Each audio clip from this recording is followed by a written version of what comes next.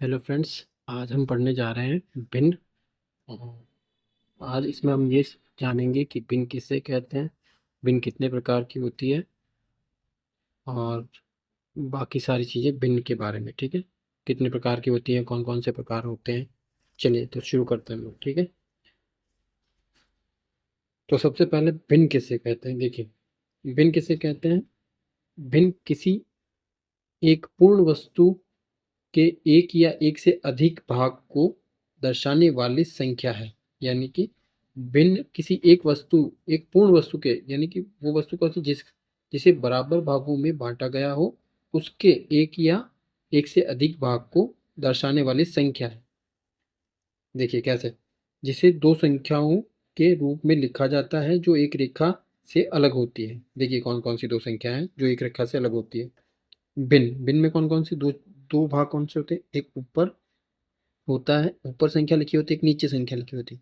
जो ऊपर लिखी होती है उसे कहते हैं अंश, और नीचे वाले संख्या को कहते हैं हम लोग हर। ठीक है, और इसमें इसे हम लोग ऐसे समझ सकते हैं, ये रेखा अंश और हर को अलग करने वाली। ठीक है, और ये देखो हमने यहाँ लिखा है साइड में कि इस रेखा का अर्थ भाग से है, यानी कि ये इसे हम लोग भाग, ये भाग से है इसे।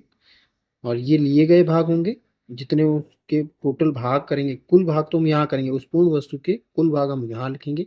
जैसे कि अगर हम लोग कोई वस्तु ले रहे हैं, उसके अगर हम लोग चार चार भाग कर रहे हैं, कुल चार भाग कर रहे हैं, और उसमें से अगर हमें एक भाग चाहिए तो उसे हम उसकी भिन्न होगी, उस एक भाग को बताने वाली भिन्न होगी 1/4 होगी। तो चलिए इसके आगे हम लोग एक उदाहरण ले लेते हैं इसमें। चलिए उदाहरण में देखिए, यदि एक पिज्जा के बराबर 6 भाग हो तथा राम उनमें से एक भाग खाता है, तो पिज्जा के कुल बराबर भाग कितने? 6। राम द्वारा खाया गया भाग 1 है, तो राम द्वारा खाया गया पिज्जा कितना हो, कुल पिज्जे का वो हिस्सा कितना जो एक भाग इसने जो खाया है। तो ये रहा, हमने इसका चित्र भी बना रखा है कि इसके 6 भाग, एक पिज्जा के 6, और ये 6 भाग बराबर होने चाहिए। ठीक है, ये हमने परिभाषा में पढ़ लिया कि बराबर भागों में।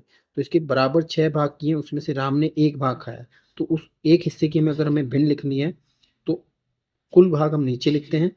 ठीक है, ये रहा हमने कुल बराबर भाग और लिए गए भाग, यानी कि कुल भाग 6 हैं और उसने लिए कितने हैं? एक भाग। तो ये हो गया हमारा राम द्वारा खाया गया हिस्सा कितना? 1/6। पिज्जा का 1/6 हिस्सा खाया उसने। इसका अर्थ है कि कुल 6 भाग में से राम ने एक भाग खाया है। ठीक है, इसे आप देख सकते हैं यहाँ पर। ओके, इसका अर्थ है कि कुल 6 भाग में से राम ने एक भाग खाया है।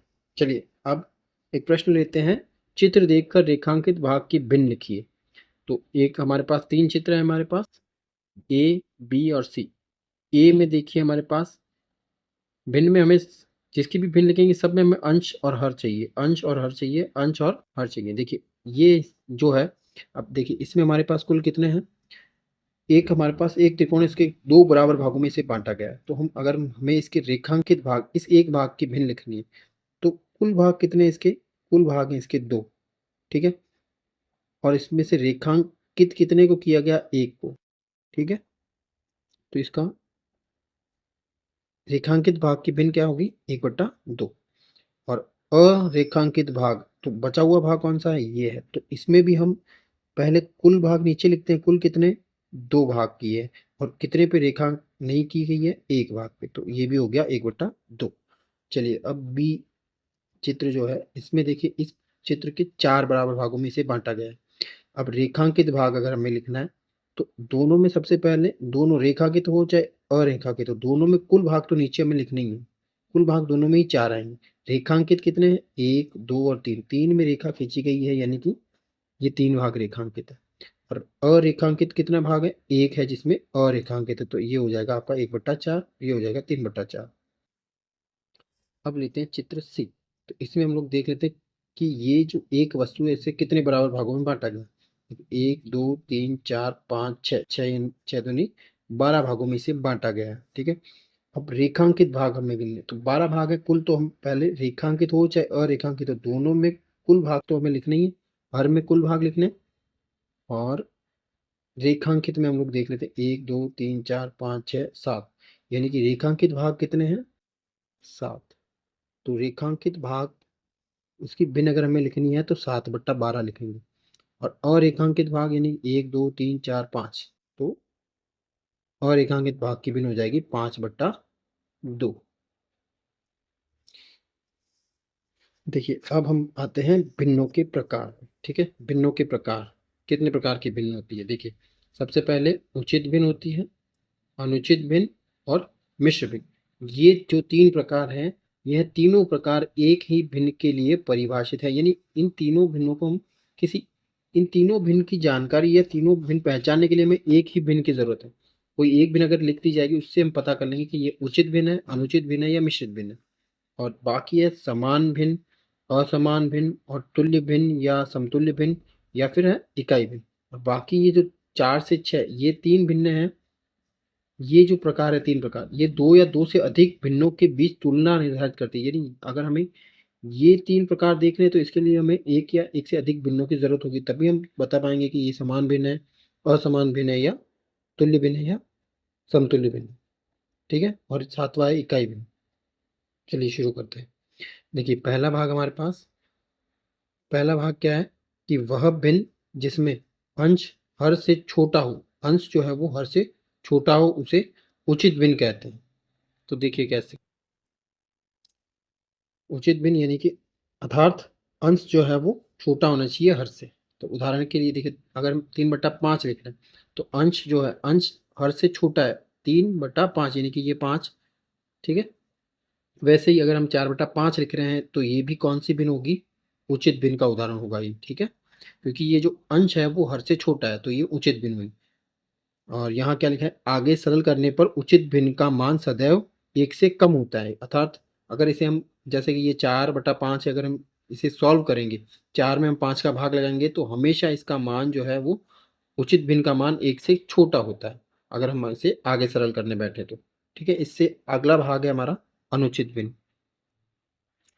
अब देखिए दूसरा प्रकार अनुचित भिन्न, यानी कि वह भिन्न जिसमें अंश हर से बड़ा हो उसे अनुचित भिन्न कहते हैं। अर्थात अंश जो है वो बड़ा होगा हर से। देखिए उदाहरण 9/5, यानी कि ये जो 9 है वो 5 से बड़ा है, यानी कि अंश जो है वो हर से बड़ा है। यहाँ भी देखिए 11/7, तो ये जो अंश है, ऊपर हमें पता है, हम जानते हैं कि ऊपर जो संख्या होती है उसे अंश कहते हैं और जो नीचे होता है वो हर होता है। ठीक है, और अनुचित भिन्न जिसमें अंश जो है वो हर से बड़ा होगा तो वो अनुचित भिन्न हो जाएगी, और अंश जो है वो हर से छोटा होगा तो वो उचित भिन्न होगी। ठीक है, ये दोनों उदाहरण जो है वो अनुचित भिन्न के हैं। देखिए यहाँ क्या लिखा है, नोट, सभी प्राकृतिक संख्याओं को भिन्नों के रूप में दर्शाया जा सकता है जहां हर सदैव 1 के बराबर होता है। अनुचित भिन्न जो, इसका मान क्या होगा, अनुचित भिन्न जो है वो हमेशा 1 के या तो उसका मान बराबर होगा या उससे बड़ा होगा, अनुचित भिन्न का मान, अगर हम आगे सरल करने बैठ जाएंगे तो। ठीक है, चलिए अब देखते हैं तीसरा प्रकार, जिसका नाम है मिश्रित भिन्न। ठीक है, तो वह भिन्न जिनमें एक पूर्ण संख्या और एक उचित भिन्न साथ संयोजन लिखी हो उसे मिश्रित भिन्न कहते हैं। देखिए ये अगर हम, ये हमारे पास जो भिन्न है, ये इसमें ये वाला जो भाग होता है, ये वाला जो भाग है, इसे हम क्या कहेंगे, ये होता है पूर्ण संख्या और इसके साथ एक भिन्न जुड़ी होती है, तो ये पूरा कहलाता है मिश्रित भिन्न। इसे पढ़ते कैसे हैं, जैसे अगर मुझे पढ़ना है इसे, तो इसे ऐसे पढ़ा जाएगा कि आप चाहो तो हिंदी में लिखो कि 5 सही 1/2, इसे ऐसे पढ़ा जाता है, इसे ऐसे पढ़ा जाता है। और इसे कैसे पढ़ेंगे, 3 सही 1/4, इसे 4 सही 1/3। ठीक है, तो ये जो 3 उदाहरण हमने लिखे हैं, ये तीनों किसके, मिश्रित भिन्न के उदाहरण हैं। और चौथा समान भिन्न, वह भिन्न जिनके हर समान होते हैं समान भिन्न कहलाती है। यानी कि ये जो हर हर जो है वो समान होना चाहिए, जो हमने यहाँ लिखा है, ये जिनके हर समान है वो सारे समान भिन्न कहलाएगी। समान भिन्न के उदाहरण, यानी कि ये जो भिन्न है, ये तीनों उदाहरण जो हमने लिखी है, 3 भिन्न हैं, वो समान भिन्न के उदाहरण है। ठीक है, अगला प्रकार है असमान भिन्न, यानी कि वह भिन्न जिनके हर अलग अलग होते हैं उन्हें असमान भिन्न कहते हैं। उदाहरण 1/3, 2/5 या 1/5, यहाँ 2/4। अब देखिए इन तीनों भिन्नों के हर जो हैं वो अलग-अलग संख्याएँ हैं।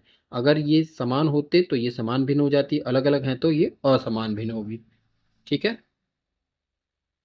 चलिए अब अगला देख लेते हैं। अगला हमारे पास है तुल्य या समतुल्य भिन्न। वह भिन्न जो अलग-अलग संख्याओं के रूप में होने पर भी समान मान रखती हैं, उन्हें समतुल्य भिन्न कहते हैं। उदाहरण के लिए 1/2, ठीक है? और ये जो 2/4 है, फिर ये 3/6 है। ये इन संख्या इनकी मान संख्यात्मक मान इनका अलग-अलग है, लेकिन इनका जो ओवरऑल जो फाइनल रिजल्ट जो है वो 1/2 ही आना है। इसे अगर सरल करेंगे तो 3 एकम 3, 3 दूनी 6, तो ये आएगा 1/2 ही। इसे भी सरल करेंगे 2 एकम 2, 2 दूनी 4, तो ये भी आएगा 1/2। इस प्रकार ये तुल्य या समतुल्य भिन्न, ये इसके समतुल्य भिन्न है। तो ये तीनों ही समतुल्य भिन्न है। देखिए ये हमने यहाँ आगे सरल कर रखा है कि आगे सरल करने पर 2/4 को अगर सरल करोगे तो 1/2 आएगा, 3/4 को सरल करोगे तो भी यही आएगा, और इससे आगे अगर हम लोग लिख लें कि 4/8, तो इसे भी सरल करेंगे तो ये भी आएगा 1/2। सातवां प्रकार हमारे पास है इकाई भिन्न। ठीक है? इकाई भिन्न वह भिन्न जिसका अंश 1 होता है, उन्हें इकाई भिन्न कहते हैं। अंश 1 होना चाहिए। उदाहरण के लिए 1/5 और 1/3, ये जो दोनों उदाहरण हैं वो इसके इकाई भिन्न के 1/3